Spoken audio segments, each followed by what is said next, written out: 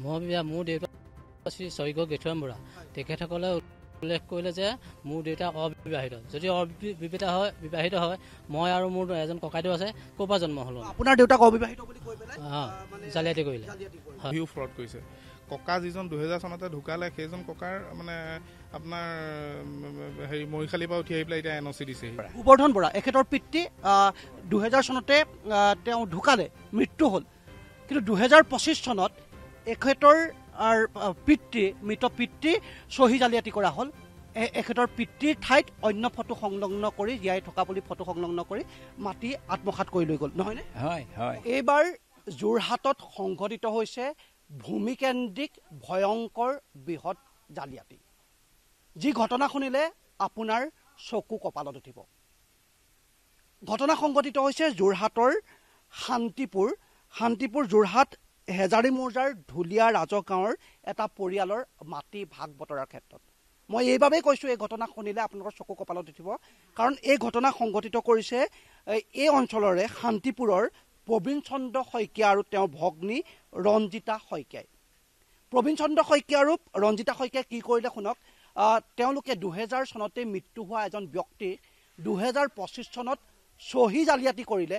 কেৱল চহী জালিয়াতি কৰাই নহয়, এই 2000 চনতে মৃত্যু হোৱা ব্যক্তিজনক 2025 চনত চহী জালিয়াতি কৰাৰ সমান্তৰালভাৱে ফটো সংলগ্ন কৰি অন্য ব্যক্তিৰ ফটো সংলগ্ন কৰি তেওঁলোকে মাটি আত্মসাৎ কৰাৰ চেষ্টা কৰিলে। আৰু সেয়াই নহয়, এজন বিবাহিত ব্যক্তিক নিজৰ সন্তান থকাৰ পিছতো অবিবাহিত বুলি ন' অবজেকশ্যন চাৰ্টিফিকেট অৰ্থাৎ আপত্তিবিহীন প্ৰমাণ পত্ৰ দি যোৰহাটৰ ৰাজহ চক্ৰ অফিচৰ পৰা তেওঁলোকে মাটি নিজৰ নামত কৰি ল'লে। আৰু এই সমগ্ৰ ঘটনা সংঘটিত কৰিলে, মই পুনৰ কৈছোঁ, যোৰহাটৰ শান্তিপুৰৰ প্ৰবীণ চন্দ্ৰ শইকীয়া আৰু ৰঞ্জিত শইকীয়াই। আৰু এই সমগ্ৰ ঘটনাত বৃহৎ পৰিমাণৰ হয়তো অংকৰ লেনদেন কৰিলে গাঁও প্ৰধান অচিন্ত দত্তই। কেনেধৰণে গাঁও প্ৰধান এজনে কোনো প্ৰমাণ পত্ৰ কোনো প্ৰমাণ নোহোৱাকৈ, কোনো ক্ষেত্ৰভিত্তিক অধ্যয়ন নকৰাকৈ মৃত ব্যক্তিৰ আচলতে 2000 চনত মৃত্যু হোৱা ব্যক্তিজনৰ 2025 চনত চহী জালিয়াতি কৰিব পাৰিলে, ফটো সংলগ্ন কৰিব পাৰিলে। ঘটনাটো কি হৈছিলে মই পোনে আপোনাৰ পৰা ভালদৰে জানিব বিচাৰিছোঁ। মানে কথাটো এনেকুৱা হৈছিলে, মোৰ ককাহঁতৰ যিখিনি মাটি বাৰী আছিলে মানে সেইখিনি আমি নামজাৰি কৰিব গৈছিলোঁ। নামজাৰি কৰিব যাওঁতে দেখিলোঁ যে আমাৰ ককাৰ যিমানখিনি মাটি আছিলে সেই মাটিখিনি আধাখিনি মানে ফালি লৈ গ'ল। ফালি লৈ যোৱা মানে তেতিয়া আমি চালোঁ যে কাৰ নামত ফালি লৈছে, প্ৰবীণ চন্দ্ৰ শইকীয়া আৰু ৰঞ্জিতা শইকীয়াই। তাৰপিছত আমি চালোঁ যে তাত মানে যিখিনি হেৰি আছে ছাপৰ্টিং ডকুমেণ্টছ কি দি পেলাইনো বস্তুটো ফালি লৈ গ'ল, সেই বস্তুটো চাবলৈ গৈ পেলাই মানে আমি দেখা পালোঁ যে তাত যিখিনি ছাপৰ্টিং ডকুমেণ্টছ দিছে গোটেইখিনি ফ্ৰড হয়। তাত মোৰ দেউতাৰ ফটোখন যিখন লগাইছে সেইখন মোৰ দেউতাৰ ফটো নহয়, আৰু দেউতাৰ চহীও জাল কৰিছে। মোৰ খুৰা যিকেইজন আছে দুজন খুৰাৰ ফটো তাত লগাইছে, কিন্তু সেইকেইজন মোৰ খুৰা নহয়, মানে তেওঁলোকৰ ফটো ফ্ৰড কৰিছে আৰু চহীও ফ্ৰড কৰিছে। ককা যিজন 2000 চনতে ঢুকালে সেইজন ককাৰ মানে আপোনাৰ হেৰি মৰিশালীৰ পৰা উঠি আহি পেলাই এতিয়া NOC দিছেহি। আৰু যিজন ককা মানে অলৰেডি সন্তানে চাকৰি কৰি আছে সেইজন ককাক মোৰ হেৰি কৰিলে, এই অবিবাহিত কৰি পেলাই মানে তেওঁলোকে বিশেষ দস্তাব্য লিখিছে। চ' সেইখিনি কথাই মানে অত্যন্ত ভয়ংকৰ আচলতে ভূমি জালিয়াতি কৰিছে তেওঁলোকে। কাৰণ মৃত ব্যক্তি এজন 2000 চনতে মৃত্যু হ'ল, 2025 চনত তেওঁ ক'ৰ পৰা চাইন কৰিলে? আপুনি কোৱাৰ দৰে মানে তেওঁ শ্মশানৰ পৰা আহি চাইন কৰিলে নেকি? অৰ্থাৎ এটা ভয়ংকৰ জালিয়াতি কৰিলে। এজন ব্যক্তি, তেওঁৰ বিবাহিত ব্যক্তি, সন্তান আছে, তেওঁ অবিবাহিত বুলি এটা ভয়ংকৰ ঘটনা সংঘটিত কৰিলে। নিশ্চয়কৈ মানে আমি বস্তুখিনি মানে প্ৰথমতে আমি এনেই মানে মোৰ দেউতাহঁত তেনেই সাধাৰণ মানুহ, মানে এইটো ক'বলৈ বিচাৰিছোঁ দেউতাহঁতৰ ইমান বৰ বিশেষ নাজানে। তো সেই বস্তুখিনি চাবলৈ গৈ পেলাই মানে আমি চাৰ্কল অফিচত বস্তুখিনি চালোঁ। তেওঁলোকেও বহুতখিনি সহায় কৰিছে, চাৰ্কল অফিচৰ মানে কাৰ্যালয়ৰ মানুহখিনিয়ে। চ' মানে তেতিয়াহে বস্তুটো ওলাই পৰিছে যে এইখিনি এনেকুৱা হৈছে, জালিয়াতি কৰিছে। হয়, মই আপোনাৰ কাষলৈ আহিছোঁ। এইজন ব্যক্তি অনুৰাগে দেখুৱাওক। এইজন ব্যক্তিয়ে হৈছে যি আচলতে প্ৰবীণ চন্দ্ৰ শইকীয়া, ৰঞ্জিতা শইকীয়াই মৃত ব্যক্তি বুলি আচলতে এওঁৰ দেউতাকে আচলতে 2000 চনত মৃত্যু হৈছিলে। তেখেতৰ নামটো কি নাম আছিলে? গোবৰ্ধন বৰা। এখেতৰ পিতৃ 2000 চনতে তেওঁ ঢুকালে, মৃত্যু হ'ল। কিন্তু 2025 চনত এখেতৰ পিতৃ মৃত পিতৃ চহী জালিয়াতি কৰা হ'ল এখেতৰ পিতৃৰ ঠাইত অন্য ফটো সংলগ্ন কৰি জীয়াই থকা বুলি ফটো সংলগ্ন কৰি মাটি আত্মসাৎ কৰি লৈ গ'ল নহয়নে হয় হয় হয় 2000 চনতে মোৰ দেউতা ঢুকালে মোৰ দেউতাৰ নাম গোবৰ্ধন বৰা তাৰপৰা আমি গম নাপাওঁ এওঁ ভতিজাটোৱে চালে চব চাই পেলাই ক'লে এনেকুৱা ফটো দেখুৱালে চাইন দেখুৱালে সেইটো আমাৰ দেউতাৰ নহয় তেনেকেধৰণে আপোনালোকৰ মাটি লৈ গুচি গ'ল মাটি লৈ গুচি গ'ল কিমান মান নিলে বৰ্তমান মাটি আজি 3 বিঘা নহ'ব জানো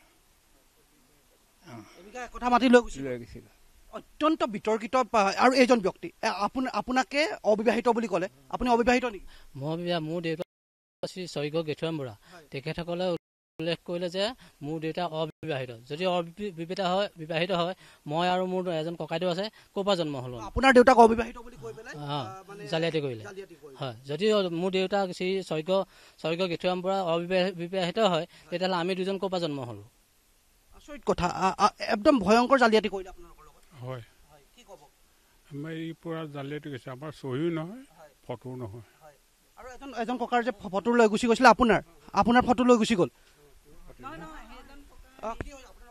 মোৰ সেই একে ফটো জাল চহী জাল বেলেগ ফটো আৰু এজন ককাৰ মনে মনে ফটো লৈ গৈছিলে হয় ককা মানে নৰিয়াত থকা মানুহ চ' বিচনাত শুই থাকোঁতেই মানে মনে মনে ফটো মানুহ নথকাতে ফটো লৈ পেলাই হেৰি কৰিছে আইতা আপোনাৰ মানে ককাৰ ফটোখন মনে মনে মাৰি লৈ গুচি গ'ল লৈ গৈ জালিয়াতি কৰিলে বুঢ়া বহি আছিলে চহী বিচাৰিছিলে চহী নিদিলে তাৰপৰা কিবা কিবি এসোপা গানে গাই পেলাই ক'লে এই আপুনি গাঁৱৰ ভিতৰত বুঢ়া আপোনাতকৈ এতিয়া আমাৰ গাঁৱত কোনো নাইকিয়া আপোনাৰ ফটো কপি লওঁ মই ফটো কপি নল'বা এখন অঁ লৈ গুচি গ'ল অঁ মই হাক দিছিলোঁ মোৰ ফটো কপি নিচা কিবা বিপদ হয় বা আকৌ এনেই এইবোৰ নোহোৱা হ'লে নিয়া মানুহে নি আছে তেনেকৈ এতিয়া সেই তুমি ফটো কপি কেলৈ নিলা কথা আচলতে কেনেধৰণে তেওঁলোকে